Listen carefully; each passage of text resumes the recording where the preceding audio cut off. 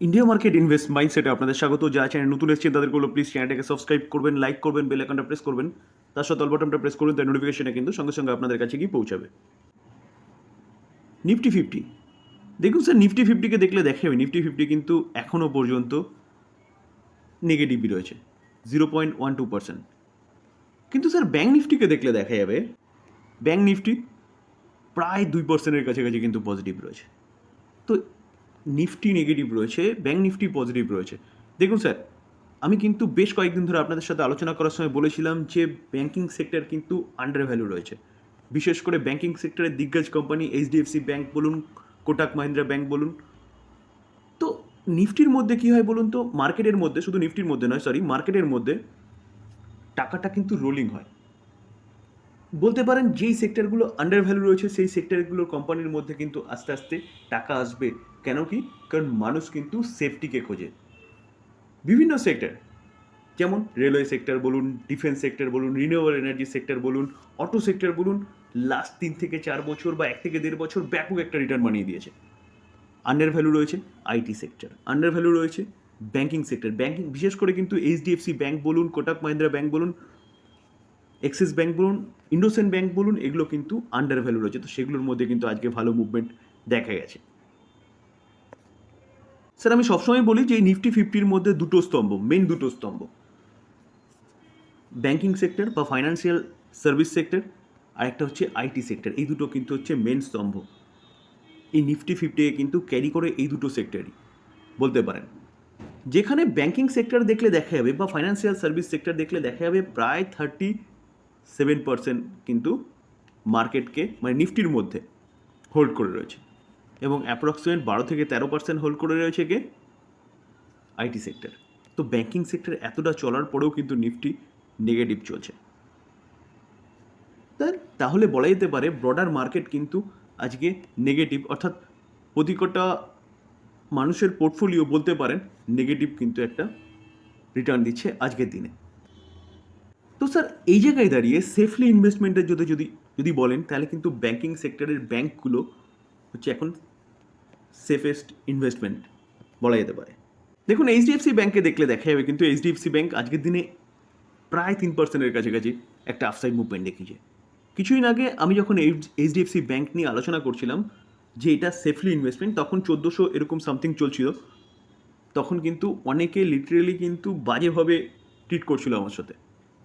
তো এটা কিন্তু বেস্ট সময় ছিল এই কোম্পানি নিয়ে চিন্তাভাবনা করার, যেখানে কিন্তু এখনও চিন্তাভাবনা করা যেতে পারে। কারণ কারণ আমরা যদি 5 বছর রিটার্ন দেখলে দেখা যাবে অনলি ফর 36% রিটার্ন দিয়েছে। অনেকটা সময় ধরে কিন্তু কোম্পানিটা কনসলিডেট করছে। তো এই ব্যাঙ্ক নিয়ে টোটাল এইচডিএফসি ব্যাঙ্ক না, প্রতি কটা ব্যাঙ্কিং সেক্টরে যতগুলো কোম্পানি আছে প্রায় প্রতি কটা কোম্পানি নিয়ে একটা ভালো নিউজ পাওয়া যাচ্ছে। তো অবশ্যই নিউজে যাব। তার আগে দেখলে দেখা যাবে, দেখুন এক্সিস ব্যাঙ্ক, এটাও প্রায় 3.5%-এর কাছাকাছি কিন্তু একটা আপসাইড মুভমেন্ট দেখাচ্ছে।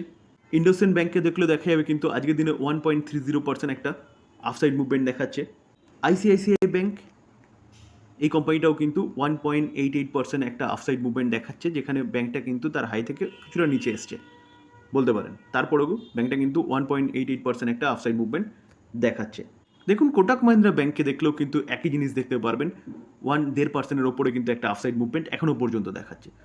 তাহলে ভারতের যতগুলো দিগ্গজ ব্যাঙ্ক রয়েছে প্রতি কটা ব্যাঙ্ক কিন্তু সেরকমই একটা আপসাইড মুভমেন্ট দেখাচ্ছে। দেখুন, আমরা যদি এসবিআইকে দেখি তাহলে এসবিআইকেও কিন্তু একই রকম দেখা যাবে যে 0.73% একটা আপসাইড মুভমেন্ট দেখাচ্ছে।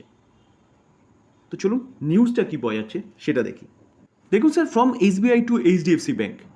তো এসবিআই থেকে এইচডিএফসি ব্যাঙ্ক বা ব্যাঙ্কিং সেক্টরের দিগ্গজ যে ব্যাঙ্কগুলো রয়েছে সেই ব্যাঙ্কগুলোকে কিন্তু কারেন্ট মার্কেট প্রাইস থেকে 24% পর্যন্ত আপসাইড মুভমেন্টের কথা বলছে। আপ টু, মাথায় রাখবেন, প্রতি কটা কোম্পানি বলেনি কিন্তু, বা প্রতি কটা ব্যাঙ্কের কথা বলছে না, বিভিন্ন ব্রোকারেজ। দেখুন, এই যে ব্রোকারেজ হাউস সাস্টেমেটিক্স কি বলছে, has advice buying on some them means কোন কোন ব্যাংকের কথা বলছে তারা? তারা কিন্তু এইচডিএফসি ব্যাঙ্ক বলুন, এক্সিস ব্যাঙ্ক বলুন, আইসিআইসিআই ব্যাঙ্ক বলুন, এসবিআই বলুন এবং ইন্ডোসেন্ট ব্যাঙ্ক বলুন, এই কটা ব্যাংকের কথা কিন্তু তারা বলছে, এবং এই ব্যাঙ্ক নিয়ে তারা হচ্ছে কি বুলিশ। যেমন স্যার, এইচডিএফসি ব্যাঙ্কে দেখলে দেখা যাবে, দেখুন এইচডিএফসি ব্যাঙ্কের টার্গেট কী দিচ্ছে, তারা বাই রেটিং দিচ্ছে এবং টার্গেট দিচ্ছে কিন্তু 1885, কারেন্ট মার্কেট প্রাইস থেকে কিন্তু 17% আপসাইড মুভমেন্টের কথা বলছে। স্যার এক্সিস ব্যাংক নিয়েও তারা বুলিশ এবং বাই রেটিং দিচ্ছে। এক্সিস ব্যাংকের টার্গেট দিচ্ছে কত? 1270। তো কারেন্ট মার্কেট প্রাইস থেকে 7% আফসাইড মুভমেন্টের কথা তারা বলছে। আইসিআইসিআই ব্যাংকের টার্গেট দিচ্ছে কত? 1275। তো কারেন্ট মার্কেট প্রাইস থেকে এই ব্যাংকটারও কিন্তু 14% আফসাইড মুভমেন্টের কথা তারা বলছে। স্যার এসবিআইকে নিয়ে তারা কি বলছে? এসবিআইকেও বাই রেটিং দিচ্ছে এবং এসবিআই টার্গেট দিচ্ছে কত? 950। এসবিআইকেও কিন্তু কারেন্ট মার্কেট প্রাইস থেকে 12% আফসাইড মুভমেন্টের কথা তারা বলছে। তো স্যার ব্যাংকিং সেক্টরে এই দিগ্গজ ব্যাংকগুলো নিয়ে কিন্তু আপনি চিন্তাভাবনা করতে পারেন এখন, কারণ এই সেক্টরটা আন্ডার ভ্যালু চলছে এবং স্যার নিফটি কিন্তু অল টাইম হাই চলছে। তো নিজের সেফটির জন্য কিন্তু এই ব্যাংকগুলো নিয়ে ভাবনা চিন্তা করতে পারেন, কারণ ব্যাংকিং সেক্টরের কিন্তু আবার মুভমেন্ট জাস্ট শুরু হয়েছে। স্যার সরকারি যতগুলো ব্যাংক আছে তার মধ্যে কিন্তু এসবিআই হচ্ছে বেস্ট। তো এসবিআই নিয়ে কিন্তু আমি সবসময় কথা বলি এবং সেফলি ইনভেস্টমেন্ট বলতে পারেন। তো এসবিআইকে নিয়ে কিন্তু আরেকটা ভালো ব্যাপক বড় নিউজ পাওয়া যাচ্ছে, যেখানে কি এসবিআই অ্যাপ্রুভ করেছে ফান্ড রাইজের ব্যাপারে কত? 20,000 crore FY25-এ। ভায়া কিসের মাধ্যমে? ভায়া হচ্ছে লং টার্ম বন্ডের মাধ্যমে। এটা কিন্তু স্যার আজকেরই নিউজ, 19 তারিখের নিউজ। তো স্যার ব্যাংকটা ফান্ড রাইজ করছে কিসের জন্য? অবভিয়াসলি তার বিজনেস বাড়ানোর জন্য। তার বিজনেস বাড়লে কিন্তু কোম্পানির প্রফিটেবিলিটি বাড়বে এবং প্রফিটেবিলিটি বাড়ার সঙ্গে সঙ্গে কিন্তু এই ব্যাংকটাও আরও অনেক দূর পর্যন্ত এগোবে। তার সাথে সাথে কিন্তু এই ব্যাংকের শেয়ার হোল্ডারদেরও কিন্তু ভালো একটা রিটার্ন ব্যাংকটা বানিয়ে দেবে। স্যার এটা কিন্তু অফিসিয়ালি নিউজ, এই আর্টিকেল দেখলেও সেটা বুঝতে পারবেন। ইন্ডিয়ার largest public sector bank state bank of India on 19 said that it board has approved rising long term bond up to an amount কত? 20,000 crore। ঠিক আছে, through a public issue or private placement during period কত? FY25-এ। তাহলে এই যে ফান্ডটা rise করার কথা বলছে সেটা কিন্তু FY25-এর মধ্যেই করবে। তো স্যার এই ব্যাংকটাও নিয়ে কিন্তু আপনি লং টার্মের জন্য চিন্তাভাবনা করতে পারেন, যেখানে ব্যাংকটা কিন্তু খুব ভালো একটা রিটার্ন অলরেডি বানিয়ে দিয়েছে। 1 বছরে দেখলে দেখা যাবে 50%। আমরা যদি 5 বছরে দেখলে দেখা যাবে 5 বছরে 144%, প্রায় 1.5 গুণের কাছাকাছি কিন্তু রিটার্ন ব্যাংকটা বানিয়ে দিয়েছে।